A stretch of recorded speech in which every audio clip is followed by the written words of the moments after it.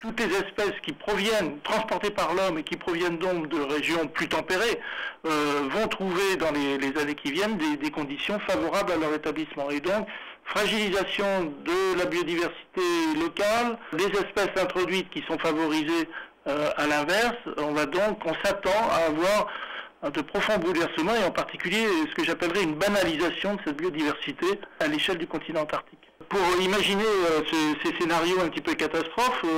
en fait on s'appuie sur des observations qui ont été faites non pas en Antarctique, puisqu'on en est au tout début du processus, mais dans les îles subantarctiques, c'est-à-dire les îles qui sont autour du continent, qui subissent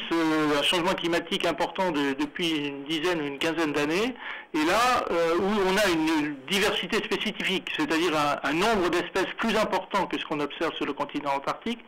Et là, eh bien, depuis quelques années, on voit le développement catastrophique de ces espèces introduites, un recul de la végétation locale, et donc formation de vastes prairies avec des herbes qu'on rencontre chez nous, en France métropolitaine par exemple, ou des prairies constituées de pissenlits. Donc vous voyez des espèces très très banales, très locales, qui sont en train de remplacer les espèces subantarctiques.